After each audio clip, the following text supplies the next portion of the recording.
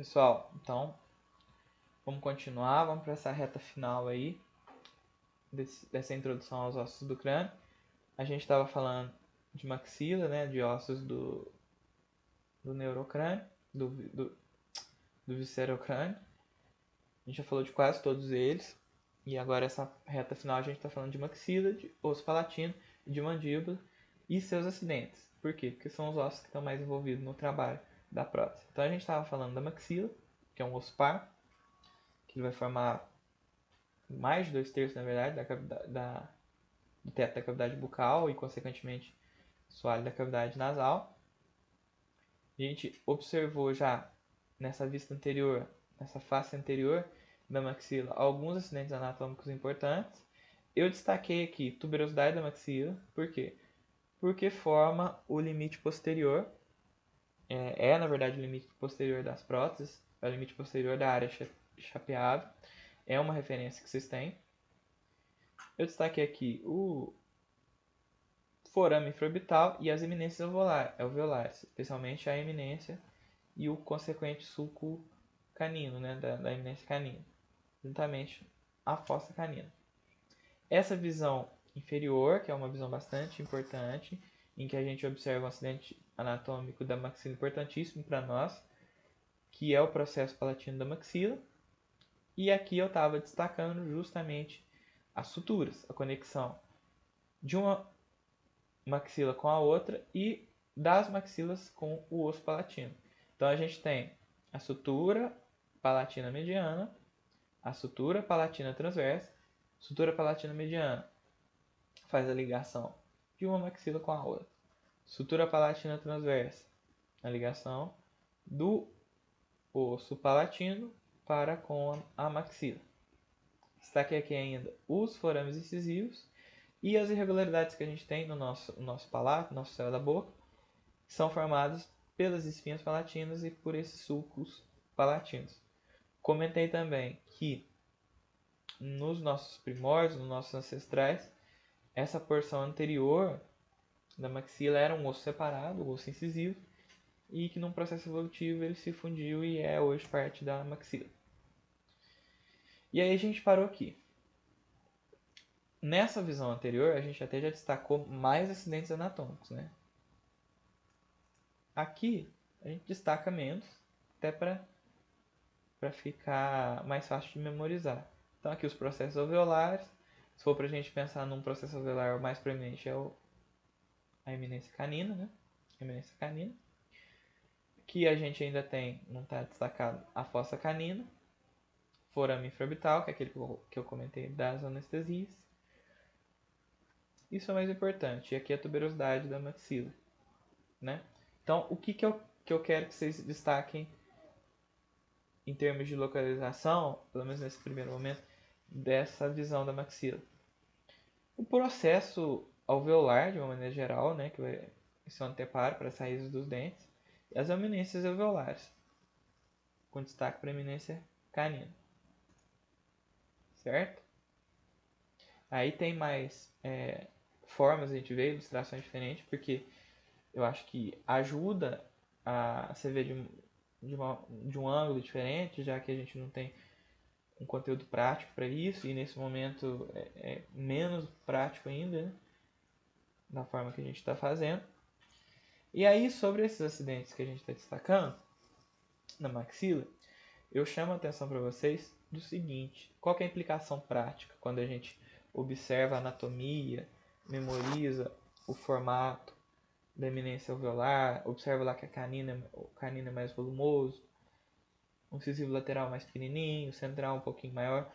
Por quê? Porque essa impressão que a gente tem na boca, com os dentes naturais, desse recorte, desse contorno das raízes sobre o processo alveolar, é o que a gente tenta reproduzir nas próteses. Então, vocês vão esculpir lá sobre a cera, sobre o acrílico, esse formato, esse contorno das raízes para tentar o máximo possível igualar ao natural. De forma que vocês não podem construir raízes muito compridas, na verdade, raízes, mas esse contorno muito comprido, nem muito volumoso, de forma que o paciente vai ficar com a boca muito cheia. Porém, esse contorno também não pode ser com um volume, um comprimento aquém, senão ele não restabelece função, nem dimensão. Existe um equilíbrio, e aí com a prática e com o estudo anatômico mais detalhado, como é o caso que vocês fazem lá na anatomia dental, por que vocês esculpem raiz? Para ter essa visão depois nessa anatomia aqui. Certo? Aí vocês vão passar por várias etapas de montar isso no articulador. Mas tá vendo que aqui, ó, sobre a cera já tá esculpidinho. Vocês têm alguns pontos de referência. Depois para mordida, que é um outro assunto. Uma prótese parcial removível. Parte dessa anatomia veio do modelo de gesso e parte vocês estão reconstruindo, que é o que vai ser reabilitado. Olha aqui. Depois vai ser incluído.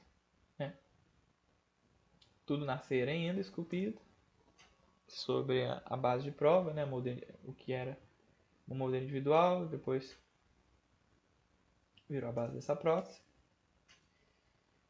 Aí a gente vê essa face anterior sobre a face posterior ou face infratemporal, que na verdade é só essa curva que a maxila faz, a gente destaca a tuberosidade da maxila. Por quê? Essa tuberosidade da maxila, para as próteses removíveis, ela serve como retenção, porque a prótese abraça ela e ao mesmo tempo ela forma parte do limite posterior das próteses. É um limite da área chapeável. A prótese não pode passar para além, para posterior disso, daquele ponto. Certo? Na boca, como que a gente delimita isso? A gente tem a chamada linha do A. O que é essa linha do A? Separação de palato duro e palato mole. Nessa visão aqui, a gente viu aqui, ó, dois terços anteriores do teto da cavidade bucal são formados pela maxila, processo palatino-maxila. Esse terço posterior pelo osso palatino, certo? Isso tudo aqui tem osso, é duro. Então, isso corresponde até esse limite aqui chamado de linha do A. Daqui para frente eu tenho osso, o palatino, depois o processo palatino da maxila. Vocês estão vendo que a partir daqui eu tenho uma coloração mais amarela. Por quê? Eu tenho aqui uma maior quantidade de gordura, de tecido mole. Aqui eu não tenho osso sustentando. Então eu tenho aqui palato mole e aqui palato duro. Lateralmente, isso coincide com a tuberosidade da maxila, certo? Então, qual é o limite das próteses removíveis superiores? Qual é o limite da área chapeável superior?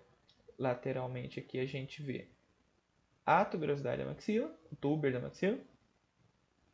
E existe uma linha imaginária que passa rente a ele, a chamada linha do A, que divide palato duro de palato mole. Então, essa é a área chapeável. De outras formas a gente vê. E aí no modelo, vocês delimitam isso aqui. Porque é o limite da modelo individual que vocês vão confeccionar. Não pode passar disso. Esse é o limite da área chapeável. Formado por linha do A. Lembrando que a linha do A é a divisão do palato duro com o palato mole. E a tuberosidade da maxila. Aqui, ó. A tuberosidade da maxila se encaixa justamente aqui. A reprodução da linha do A. E da tuberosidade da maxila. Tá vendo esse recorte? Linha do A. Limite da área chapeável. E aí quando a gente vai moldar, a gente na moldagem até passa, né? Mas quanto mais eu passar aqui, mais fácil é o paciente sentir ânsia de vômito, porque você está lá praticamente na garganta. Na boca, na moldagem. Certo? Aí aqui, gente, eu estou destacando alguns acidentes anatômicos para a gente memorizar em relação a maxila. Então, por que eu coloquei isso aqui em texto? Porque são faces ou delimitações da maxila que a gente não aborda muito. Então, na face superior, aqui no orbital, qual que é a importância dela? Ela vai formar parte da sua área da cavidade orbital. Face medial, nasal, vai formar um hiato maxilar que leva ao seio maxilar. Isso é importante. A gente falou dessa face frontal, dessa face infratemporal, essa face palatina, né, que a gente tem o processo palatino da maxila. E eu comentei que é um osso pneumático, essa maxila. As raízes mais longas, não só do canino, mas algumas das raízes dos molares, elas se inserem no seio maxilar. E esse é um problema quando a gente perde algum dente, porque aquela comunicação entre boca e seio maxilar, ela continua a existir. Uma comunicação buco-sinusal. Então pode acontecer que a pessoa bebe algum líquido e esse líquido passa para o seio maxilar, ou passa para o nariz, né? Passa para a cavidade nasal. E a gente precisa selar aquilo. Existem alguns procedimentos cirúrgicos para se fazer isso. Mas um outro aspecto é o seguinte, eu estou pensando numa extração dentária, mas vamos pensar num outro aspecto em que, vamos pensar um molar, um primeiro molar superior. Deu canal. O que é deu canal? Né? A gente vai ver isso lá no final da disciplina. Polpa dentária inflamada.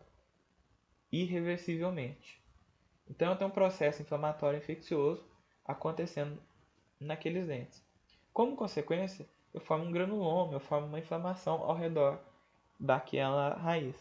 Se essa raiz ela tem um comprimento o qual que atinge ou até ultrapassa os limites da boca e chega no seio maxilar, atravessa o processo palatino da maxila, eu vou ter uma inflamação, uma infecção que se dissemina para o seio maxilar. Então ela pode, na verdade, agravar ou desencadear uma sinusite, uma inflamação no dente ali, certo? Então eu queria destacar isso. Aqui no mais, alguns processos da maxila que são, né, meio intuitivos até. Quando a gente fala do processo zigomático da maxila, é aquela porção da maxila que vai se articular com o zigomático. Vou mostrar. O processo frontal vai se articular com o osso frontal e formar a lateral do nariz. Processo palatino, a gente já comentou, né? Forma cavidade bucal. Boa parte do teto da cavidade bucal. Então, assim, essas visões aqui são chaves. Essa frontal, especialmente os acidentes que a gente destacou. Já vou colocar esses slides para vocês lá no link do Google Drive para olhar, memorizar esses acidentes. E aí quando voltar a gente pensa em alguma coisa mais prática para a gente recapitular isso e aprofundar um pouco. Aqui é uma visão mais explanatória. Voltando lá no processo palatino da maxila, vocês já viram isso provavelmente na anatomia dental com Laércio, mas aqui eu quero destacar uma coisa. Primeiro lembrar aqui, ó, dessas duas suturas, como é que elas chamam? Sutura palatina mediana, sutura palatina transversa. Sutura palatina mediana divide o que com o que? Divide as duas maxilas. Sutura palatina transversa divide as maxilas do osso palatino, certo? Vamos pensar, aqui a gente está pensando no processo palatino da maxila, agora vamos pensar no processo alveolar, de uma maneira geral. Esse cordão que forma o anteparo para os dentes, né, para a raiz dos dentes. Separando um alvéolo de outro, o que é o alvéolo? Um espaço onde se aloja um dente. A gente tem septos, serve de secção, de limite para um dente, de um dente com o outro. Então a gente tem os septos interalveolares, que separam um alvéolo de outro, um dente de outro, mas a gente tem, nos dentes posteriores, os dentes posteriores, eles são multirradiculares, eles são birradiculares e alguns trirradiculares. que acontece? Quando a gente pensa aqui nos molares, eles têm 3 raízes. Então, separando uma raiz de outra, a gente tem um septo interradicular. Então, septo interradicular separa uma raiz de outra. Septo interalveolar separa um alvéolo dental do outro. A gente tem no processo alveolar essa lâmina, que é a lâmina vestibular, e a lâmina lingual ou lâmina palatina. Em alguns casos, por um hábito deletério, que a gente vai ver mais na frente da disciplina também, ou por uma variação anatômica, às vezes até uma variação normal, a gente pode ter alguns problemas no nosso palato, no céu da boca. Um deles é essa ráfia palatina muito pronunciada. Esse é um outro problema, em que você tem que fazer uma remoção cirúrgica dessa ráfia palatina. Esse tecido conjuntivo fibroso denso que a gente tem aqui. Por quê? Porque incomoda, porque prejudica as funções da boca, né? A função mastigatória, até a fala, provavelmente. Certo? Aqui eu estou destacando de novo aquelas suturas que eu comentei, né? Do processo palatino, da maxila, sutura palatina transversa, sutura palatina mediana. Por que eu estou destacando e chamando a atenção de novo? Porque a gente vai falar do osso palatino.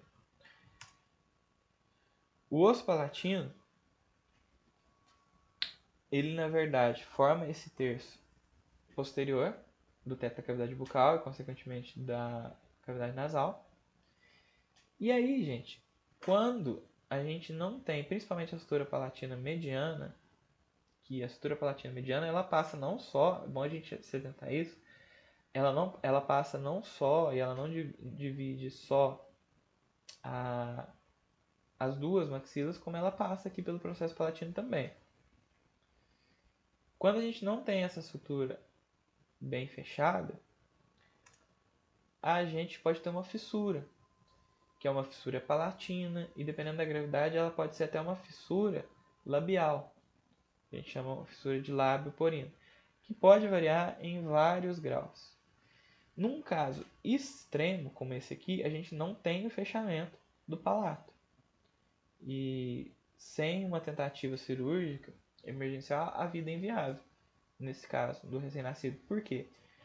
Porque você não tem separação de cavidade bucal com cavidade nasal. É impossível se alimentar e é impossível respirar com qualidade. Saliva vem para o canal respiratório, a todo momento teria que tossir para expelir aquilo. Alguns casos são menos graves.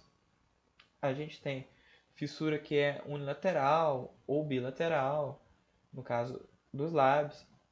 A gente tem a fissura só do palato. E no caso aqui, uma fissura que pode envolver lábio e palato unilateralmente, como bilateralmente. Quanto mais estruturas envolver, mais difícil é. Os casos mais graves têm que ser lidados cirurgicamente o mais rápido possível, porque vocês imaginam esse bebê. Ele tem uma fissura lábio porino, lábio palatino, em que não tem condições de se alimentar.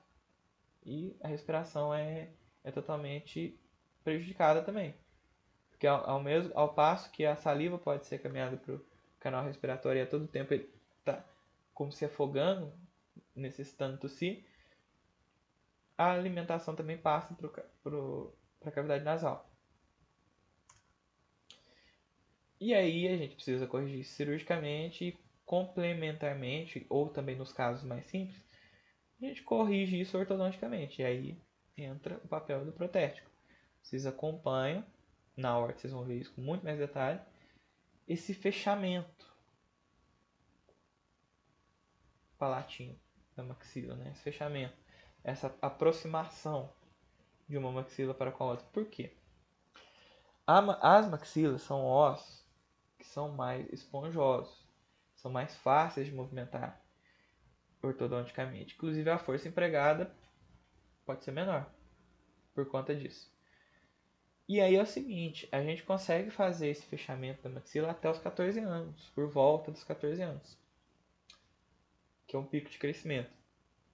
Então, esses aparelhos disjuntores palatinos, provavelmente até alguns de vocês já usaram, que é um aparelho em que de 15 a 15 dias, de 28 em 28 dias você faz ativação, aperta ele, de forma que você estimula com uma força de baixa intensidade, mais contínua, você estimula aquela ação de osteoclasto e osteoblasto que a gente comentou lá atrás, de forma a você ter uma formação óssea maior com o intuito de fechar isso aqui. O contrário também pode acontecer. Em algumas alterações ortodônticas, aí eu não estou falando disso aqui, eu estou falando do contrário até. Em que eu tenho um arco dentário superior muito estreito e não cabem os dentes superiores, é o famoso classe 2, né? Aquele dentinho para frente. Eu preciso às vezes abrir o espaço. E aí alguns aparelhos ortodônticos também fazem isso, mas só até 13, 14 anos, que é até onde a gente consegue movimentar com segurança, estimular com segurança remodelação óssea nas maxilas, certo? E vários outros aparelhos aí, vocês vão ver com mais detalhe. Sobre o osso palatino, o que a gente precisa lembrar dele? É que ele forma esse terço superior, esse terço posterior do teto da cavidade bucal, consequentemente o assoalho da cavidade nasal, né? Esse terço superior, posterior da cavidade nasal. E ele vai articular com as duas maxilas pelaquela sutura que a gente conversou, a transversa. A gente tem aqui a lâmina horizontal e os processos piramidal aqui atrás. Eu queria destacar esses forames aqui, forame palatino menor e forame palatino maior, que são por onde sai o nervo alveolar posterior, que vai inervar toda essa região aqui de palato, tanto tecido mole quanto tecido duro, quanto raízes posteriores desses molares aqui, certo? E aí, finalmente, a gente chega na mandíbula. A mandíbula é um osso ímpar, né, único. Dentro desses ossos do viscerocrânio, a gente viu que apenas o vômer e a mandíbula são ímpares, são únicos. Todos os demais são ossos pares, no caso do viscerocrânio. E a mandíbula, além de ser um osso único, é um osso móvel, é o único osso móvel do crânio. Ela vai formar a ATM, né, a articulação temporomandibular, juntamente com o osso temporal, e vai, né, formar aqui o processo alveolar inferior para alojar as raízes dos dentes inferiores. Então a gente vai destacar alguns acidentes anatômicos dela aqui. Nessa vista anterior, a gente pensa aqui no nosso queixinho, né? Protuberância mental e tubérculo mental. Protuberância, tubérculo. Tem essa síntese mentoniana aqui, não tem muita importância. As eminências alveolares, né, que elas são acidentes do próprio processo alveolar. Da mesma forma que na maxila, na mandíbula, a eminência mais preeminente é a eminência do canino, juntamente com o sulco canino, que é a depressão mais pronunciada também. A gente não tem fossa canina como a gente tinha lá na maxila. Mas a gente tem, na altura dos pré-molares, em uma região próxima aqui também, o forame mental, que é por onde sai o nervo mental. É o nervo que vai fazer a inervação desses dentes antero-inferiores aqui, certo? Isso tudo aqui é base da mandíbula. Isso é ramo da mandíbula. Conectando a base da mandíbula ao ramo da mandíbula, a gente tem um ângulo da mandíbula. No ramo, a gente destaca aqui essa linha oblíqua, mas depois eu vou comentar mais dela quando a gente estiver vendo uma outra visão. E aqui uma visão interna, né? Essa, uma visão externa, e essa, uma visão interna. Nessa visão interna, tem muito acidente anatômico, muito importante.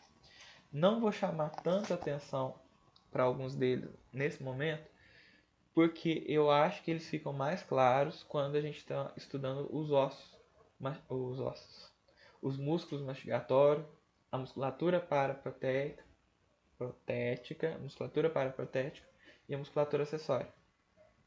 Porque vários desses acidentes aqui são ou a inserção desses músculos, ou a origem, são a inserção ou a origem desses músculos. Então, fica mais fácil de memorizar quando a gente está estudando esses músculos. Mas, por hora, eu vou comentar deles, nem que seja por cima. Depois a gente volta neles quando a gente estiver estudando os músculos. Então, nessa face interna, a gente vê no ramo da mandíbula, ó, ramo, ângulo e corpo. Ângulo é o ponto de inflexão entre corpo e ramo da mandíbula. No ramo da mandíbula, a gente tem aqui a cabeça da mandíbula, né? Que vai ser formada cabeça e colo, formando o processo condilar, que é onde vai se encaixar lá na fossa glenoide do osso temporal e formar a articulação temporal. A gente tem uma incisura e na outra extremidade o processo coronoide. O processo coronoide é solto, ele não se conecta a nada. Só o processo condilar, formado por cabeça e colo da mandíbula, que vão se alojar lá dentro da fossa glenoide do osso temporal, formando a articulação temporomandibular, certo? Isso no ramo, a gente destaca então o processo condilar, formado por cabeça e colo, a incisura e o processo coronoide. Lembrando que o processo condilar forma a articulação temporomandibular. O processo coronoide não forma nada. Ainda no ramo, a gente vê aqui que a gente tem um forame mandibular, a gente tem aqui fóvea pterigoide, a gente tem a língua, e aí passando para o corpo, a gente tem linha milioide, fóvea submandibular, fóvea sublingual, espinhas ventuais, fossa digástrica. O que são todos esses acidentes? São pontos de ou inserção ou origem para músculo digástrico, músculo genioide, músculo milioide, aqui o músculo pterigóide lateral e mais alguns, certo? Então a gente tem uma face interna, uma face externa, uma borda inferior e uma borda superior. Na borda superior é formada pelo próprio processo alveolar, né? Recapitulando, lá naquela face externa, o que a gente precisa lembrar desses acidentes que eu comentei lá atrás? Tá? Uma sequência de slide. Depois vocês dão uma recapitulada. Aqui são esses os principais acidentes que eu deixo em destaque, né? Aqui tem muitos, que é a ilustração do livro, mas o que a gente destaca são esses aqui. Eu quero nesse momento só que vocês tenham uma noção de onde eles estão. Depois, quando a gente estiver estudando os músculos, vai ficar mais claro. Que eu vou falar que na linha milioide se insere o músculo milioide. Além de ser a origem e exceção desses músculos, qual é a importância desses acidentes anatômicos e todas essas irregularidades? Retenção para próteses removíveis. Por quê? A prótese removível superior, ela tem como se fosse uma cama para que ela se assente, que é o próprio formato do palato. A tuberosidade da maxila ajuda, você tem uma retenção melhor. Mesmo que o paciente tenha pouco processo alveolar, que tem pouco osso alveolar, ela para mais fácil do que, por exemplo, no alvéolo inferior, desdentado, em que esse alvéolo está bastante rarefeito.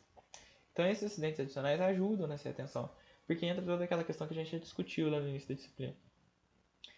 Primeiro, por que uma prótese é mais difícil de parar na arcada inferior, uma prótese removível? Mandíbula é móvel, para começar. Mandíbula tem língua, tem saliva em abundância. No processo de perda dentária, as pessoas edêntulas que perderam todos os dentes, o osso mandíbula é um osso muito mais compacto do que os ossos maxilares, que são mais esponjosos. Por um processo de remodelação óssea, o osso compacto, quando o dente não está presente na mandíbula, ele perde função muito mais rapidamente e a ação dos osteoclastos ela é muito mais intensa. Então a gente tem uma perda óssea alveolar muito intensa na mandíbula, muito mais que na maxila, muitas das vezes. E aí tudo isso mandíbula ser móvel, eu ter a língua, eu ter a probabilidade ou a chance de ter um processo alveolar, um osso alveolar na mandíbula muito mais rarefeito do que na maxila, tudo isso prejudica a instalação dessas próteses removíveis. Elas têm pouca retenção. E aí, alguns acidentes anatômicos aqui ajudariam, pelo menos um pouco, a tentar reter mais. Certo? Olha só como até a moldeira para mandíbula, né, para a gente usar na arcada inferior, é diferente. Tem esse alívio. Por quê? Língua. Esse espaço aqui seria ocupado pela língua. Tudo isso que eu estou comentando lá, de inserção de músculos, depois a gente vai ver com mais calma nos músculos, mas é só para não deixar no vazio que eu estou falando, esses acidentes são importantes do ponto de vista anatômico, do ponto de vista de delimitação da prótese. São através desses acidentes anatômicos que se delimitam a prótese, até onde pode ir aquela área chapeável aqui, né? Da mesma forma que a gente viu a área chapeável, tanto superior quanto inferior, no âmbito posterior, aqui também isso forma esse limite da prótese. Lá na maxila, a gente falou que a linha do ar, juntamente com a tuberosidade da maxila, formava a extremidade posterior, o fim da área chapeável posteriormente da maxila. E na mandíbula, posteriormente, qual que é esse limite das próteses? Esse chamado trígono retromolar. Isso é importante vocês gravarem, gente. Na maxila, a linha do ar com a tuberosidade da maxila. E na mandíbula, a gente tem o trígono retromolar formando esse limite posterior das próteses. Na boca é isso aqui. Está ali atrás do que seria o terceiro molar, na crista alveolar, certo? Aqui, olha o exemplo. Vocês estão vendo, a gente viu algumas fotos de uma maxila edêmpula. Olha como que na mandíbula, quando a gente tem a perda dentária, esse osso se desfaz rapidamente. Fica praticamente reto. Como que uma prótese, uma dentadura inferior vai parar aqui? Com a língua tentando empurrar, mais um monte de tecido mole aqui, mais saliva. Complicado, né? Olha só como a gente tem osso alveolar quando a gente tem os dentes. E isso aqui é uma mandíbula seca, real, né, do ser humano, que era edêmplo quando morreu. Olha como ele é reto. Não existe processo alveolar aqui. E aí a retenção de uma prótese numa mandíbula dessa, extremamente complicado. Muitas das vezes inviável. Qual que é a opção que a gente tem? Os implantes. Os protocolos, né? As próteses sobre implantes. Dependendo do formato dessa mandíbula, se for uma mandíbula mais estreita, 3 pinos pode resolver, aí já é protocolo de implante, né? Mas em mandíbulas mais largas, talvez seja necessário 4. Os ramos da mandíbula, vamos conversar um pouquinho sobre eles. Essa face interna, então, até já comentei. A gente tem o processo coronoide, a incisura da mandíbula, e o processo condilar. O processo condilar é formado por cabeça e colo da mandíbula. Esse processo condilar ele vai formar a articulação temporomandibular juntamente com o osso temporal. A gente tem umas tuberosidades aqui que também são pontos de inserção dos músculos, que no caso do masseter. Pela face interna, né, que a gente já conversou, sulco milioide, forame da mandíbula e mais alguns acidentes aqui a gente vai conversar mais quando a gente estiver falando dos ossos. Certo? Da mesma forma que a gente pensou na maxila em faces e bordas, a gente pode pensar para os ramos da mandíbula em algumas bordas. A borda anterior, né, que estaria no processo coronoide,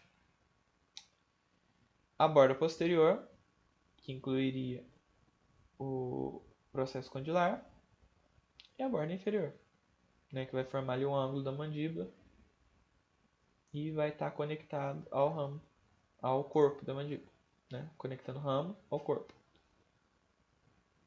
A borda superior aqui, né, vai formar ATM. Gente, então é isso, esse conteúdo de suturas. A gente até já comentou quando a gente abordou lá o começo desses ossos do crânio. Então é isso. Essa é a última aula de ossos do crânio, é a terceira, um conteúdo que é mais prático. Eu falei pouco na teoria, mas eu acho que depois a gente, quando voltar, a gente tenta fazer uma coisa, uma recapitulada e uma aprofundada. E aí é até bom que vocês já tenham uma visão inicial de todo o processo. E aí é o seguinte, agora a gente vai fazer uma parada, né? A direção da escola vai passar a instrução para vocês com mais detalhes, se já não passou nesse momento que vocês estão assistindo esses vídeos. E espero reencontrar com vocês em breve, presencialmente. Ou talvez até nesse formato, se houver outra direção. Mas é isso, a gente para então aqui nesse conteúdo de ossos do crânio. Eu até tinha pensado de deixar uma lista de exercícios, mas vamos deixar dessa forma. Quando voltar, a gente faz uma recapitulação e aí sim faz uma lista de exercícios. Por mais é isso, desejo que vocês fiquem bem e que sejam até breve, bem breve.